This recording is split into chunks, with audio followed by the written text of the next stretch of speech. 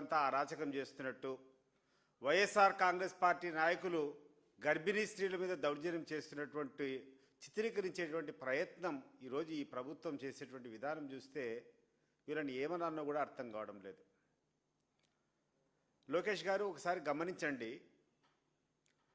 ఒక అమ్మాయి ఏమి జరిగిందో, ఆమె ఏం కంప్లైంట్ ఇచ్చిందో అది వాస్తవం ఎంతో కూర్చొని మీరు తేల్చుకోవాలా. తేల్చుకోకుండా ఒక చిన్న సాకు దొరికింది, వైఎస్ఆర్ కాంగ్రెస్ పార్టీ వాళ్ళ మీద బురద జల్లాలనేటువంటి అతి ఉత్సాహంతో మీరు చేసేటువంటి పని ఈరోజు మీ మీదనే బూమరాంగ్ అయింది. వాస్తవంగా ఆ అమర్ అనేటువంటి వ్యక్తి జనసేనకు సంబంధించినటువంటి వ్యక్తి, జనసేన పవన్ కళ్యాణ్ అభిమాని అని చెప్పి స్థానికంగా అక్కడటువంటి ఆ ఎంపీటీసీ పరిధి గెలుచుకునేటువంటి ఎంపీటీసీ అభ్యర్థి అమర్ అనేటువంటి వ్యక్తి ఈరోజు ఆయన కన్ఫెషన్ ఇచ్చాడు. ఈ అజయ్ అనేటువంటి ఎవరో కాదు, ఇతను పూర్తి పవన్ కళ్యాణ్ యొక్క అభిమాని. అతని చేతి మీద పచ్చబొట్టు కూడా ఉంది, పవన్ కళ్యాణ్ యొక్క పచ్చబొట్టు కూడా ఉంది. అతను ఎంపీటీసీ ఎన్నికల్లో నేను పోటీ చేసేటప్పుడు నా గెలుపుకు చాలా సహకరించాడని చెప్పి ఆ అమర్ అనేటువంటి వ్యక్తి ఈరోజు కన్ఫెషన్ చేస్తున్నాడు. అసలు ఏమి చేయాలనుకున్న లోకేష్ గారు ఒకసారి మీరు చెప్పండి. మీకు ఎక్కడ అవకాశం దొరికితే, మీకు ఎక్కడ ఏ విషయం మీద చేయాలనుకున్నా కూడా తెలుగుదేశం పార్టీని అప్రతిష్ట పాలు చేయాలా, తెలుగుదేశం పార్టీ నాయకుల మీద బురద జల్లాలనేటువంటి కార్యక్రమం తప్పితే ఈరోజు ఈ కార్యక్రమం చేసి ఒక షెడ్యూల్ క్యాస్ట్ అబ్బాయిని దాడి చేసి కొట్టుకుంటూ పోలీస్ స్టేషన్కు తీసుకుని పోయి నానా చిత్రహింసలు పెట్టారే, మీ మీద ఎస్సీ ఎస్టీ అట్రాసిటీ కేసు ఎందుకు వర్తించదో మీరందరూ కూడా చెప్పాలా. ఒక కంప్లైంట్ వచ్చింది, ఆ కంప్లైంట్లో వాస్తవం ఎంత, దాంట్లో విచారించకుండానే ఆ ఊరంతా ఒక చిన్న తోపులాట. అంటే ఆ దెబ్బలు తగిలినటువంటి ఆ కింద పడిపోయినటువంటి ఆ యువతి, ఆ తర్వాత ఈ అబ్బాయి అజయ్ అనే అబ్బాయి సమీప బంధువులు, చాలా దగ్గరగా ఒకరికొకరు వాళ్ళిద్దరూ కావాల్సినటువంటి వ్యక్తులు. వాళ్ళకు ఉన్నటువంటి కుటుంబ తగాదాలో లేకుంటే వాళ్ళకు ఉన్నటువంటి వ్యక్తిగత కారణాల వల్ల ఏదో చిన్న ఘర్షణ జరిగితే దాన్ని తీసుకొని వైఎస్ఆర్ కాంగ్రెస్ పార్టీకి అంతా ఆపాదించి వైఎస్ఆర్ కాంగ్రెస్ పార్టీని అప్రతిష్టాలని చేయడం ఎంతవరకు న్యాయం అని చెప్పి ఈ సందర్భంగా ఈ ప్రభుత్వంలో ఉన్నటువంటి ప్రతి ఒక్కరిని కూడా అడుగుతున్నాను. ముఖ్యంగా పోలీసులను అడుగుతున్నా, మీరు ఏ రకంగా ఆ అబ్బాయిని మ్యాన్ హ్యాండిల్ చేస్తారు? మీకు కొన్ని మీకు కొన్ని కాండక్ట్ రూల్స్ లేవా? మీరు ఏ రకంగా ఒక షెడ్యూల్ క్యాస్ట్ అబ్బాయిని ఆ రకంగా తీసుకొని పోగలుగుతారు అని నేను చెప్పి అడుగుతున్నాను. ఇదొక్కటే కాదు, ఇటీవల కాలంలో చూస్తే ఎక్కడ వైఎస్ఆర్ కాంగ్రెస్ పార్టీ నాయకుల మీద చిన్న అవకాశం ఉన్నా కూడా కారుమూరి వెంకటరెడ్డిని అదే రకంగా మీరు చేశారు. ఎక్కడో అనంతపూర్ మీద కంప్లైంట్ ఇచ్చినారు, అతను హైదరాబాద్లో ఉంటే ఆగమేఘాల మీద పోయినారు, తీసుకొని వచ్చినారు, మళ్ళా కోర్టులో చీవాట్లు పెడితే మీరు ఆయన వదిలిపెట్టి పంపించారు. ఇటీవల చూస్తే ఆ పిన్నెల్లి రామకృష్ణారెడ్డి గారు, ఆడ జరిగినటువంటి విషయం ఏంటంటే తెలుగుదేశం పార్టీకి సంబంధించినటువంటి ఇద్దరు కొట్లాడుకొని ఒకరు చనిపోతే దాంట్లో మీ యొక్క దౌర్భాగ్యము, తెలుగుదేశం పార్టీ జరిగినటువంటి దాంట్లో తెలుగుదేశం పార్టీ వ్యక్తి చనిపోతే దాంట్లో ఆ మర్డర్ కేసులో కూర్చొని పిన్నెల్లి రామకృష్ణారెడ్డిని పెట్టడం, ఆయన సోదరిని పెట్టడం ఎంతవరకు సమంజసమో మీరు చెప్పారా? ఈరోజు మీ ప్రభుత్వం మీద విశ్వాసం పూర్తిగా కోల్పోయింది. ఈరోజు ఎక్కడ చూసినా చంద్రబాబు నాయుడు మీద వ్యతిరేకత, తెలుగుదేశం పార్టీ సంకీర్ణ ప్రభుత్వం మీద తీవ్ర వ్యతిరేకత ఎక్కడ చూసినా విపరీతంగా ఉంది.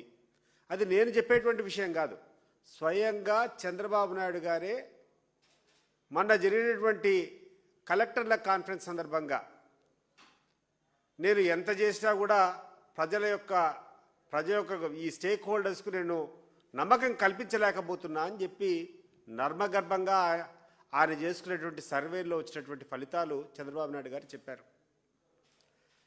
ఆ సందర్భంగా చంద్రబాబు నాయుడు గారు కలెక్టర్లు దానికి బాధ్యత వహించాలా అనే రకంగా కూడా మాట్లాడడం జరిగింది. చంద్రబాబు నాయుడు గారు, తప్పు కలెక్టర్లది, ఎస్పీలది, ఇక్కడటువంటి అధికారులది కాదు, 100కి 100 తప్పు నీది, నీ కుమారునిది. మీ ప్రభుత్వం చేస్తున్నటువంటి ప్రజా వ్యతిరేక కార్యక్రమాల వల్లనే ఈరోజు మీ మీద నెగటివ్ ఉంది. మీరు తీసుకున్నటువంటి ప్రతి ఒక్క నిర్ణయం, మీరు ఏదైతే అనుకుంటున్నారో అభివృద్ధి నెపంతో మీరు చేసేటువంటి దోపిడీ ఏదైతే ఉందో దాన్ని ప్రజలు విపరీతంగా వ్యతిరేకిస్తాండరు. మీరు ఏవైతే హామీలు ఇచ్చారో ఎన్నికల ముందు అవన్నీ నిలబెట్టుకోలేదనేటువంటి విషయం మీద మీ మీద తీవ్రమైనటువంటి వ్యతిరేకత ఉంది. మీ పార్టీ కార్యకర్తలు చేస్తున్నటువంటి దౌర్జన్యాలు, మీ పార్టీ కార్యకర్తలు చేస్తున్నటువంటి దోపిడీలు చూసిన తర్వాత దాని మీద తీవ్ర వ్యతిరేకత ఉంది. దాన్ని మీరు అంగీకరించకుండా కలెక్టర్ మీదనో ఎస్పీ మీదనో కూర్చొని మీరు సరిగ్గా పని చేయడం లేకపోవడం వల్ల మాకు అప్రతిష్ట వచ్చిందో లేకుండా అంటే మా పార్టీకి మైలేజ్ లేదని చెప్పి మాట్లాడడం విడ్డూరంగా ఉంది. మీరు ఒకసారి అనలైజ్ చేసుకోండి, మీకు అనుభవం ఉంది. మీరు చెప్పింది 100% వాస్తవం చంద్రబాబు నాయుడు గారు. ప్రజల్లో మీ మీద ఎటువంటి విశ్వాసం లేదని మీరు అంగీకరించినటువంటి విషయం వాస్తవం. మీ సర్వేలు కాదు, ఎవరు చేసినా కూడా ఎక్కడ ఆంధ్ర రాష్ట్రంలో పోయినా ప్రతి ఒక్కరూ చర్చించుకునేటువంటి విషయం ఇదే. దీనికి కారణం మీ యొక్క వైఫల్యం, మీరు తీసుకునేటువంటి నిర్ణయాలు. మీరు ప్రభుత్వ కళాశాల తీసుకొని మీరు కారు చౌకగా అక్కడనేటువంటి కొంతమందికి అప్పగించాలా పీపీపీ మోడ్లో చేసేటువంటి విషయము ఏ రకంగా మీరు చెప్తారు? ఇప్పటికి దాదాపు 5,000 కోట్లు ఖర్చు పెట్టినారు. ప్రభుత్వ స్థలం కొన్ని వేల ఎకరాలు, ఒక్కొక్క ఎకరా కోట్లలో పోతుంది. దాన్ని తీసుకొని 99 పైసలకు మీరు కూర్చొని ప్రైవేట్ వ్యక్తులకు అప్పజెప్పడం, ప్రైవేట్ కళాశాలకు అప్పజెప్పిన తర్వాత రాబోయే 2 సంవత్సరాల వరకు అయ్యేటువంటి జీతాల ఖర్చు అంతా కూడా మేమే, ప్రభుత్వమే భరిస్తుంది, లాభాలు మాత్రం మీరు తినండి అంటే ప్రజలు ఏమైనా పిచ్చోళ్ళు అనుకున్నారా చంద్రబాబు నాయుడు గారు? మీరు ఆ రకంగా దోపిడీ చేసి ప్రైవేట్ వ్యక్తులకు ఇచ్చి బ్యాక్ డోర్ టేబుల్ కింద మీరు చేసేటువంటి వసూళ్ళు ప్రజలకు అర్థం కాదనుకుంటున్నారా?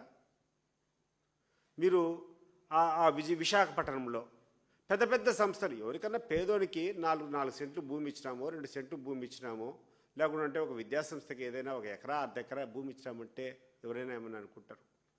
ఈ ప్రపంచాన్నే శాసించేంత ధనమున్నటువంటి వ్యక్తులకు నీ యొక్క దానగుణం అవసరమా?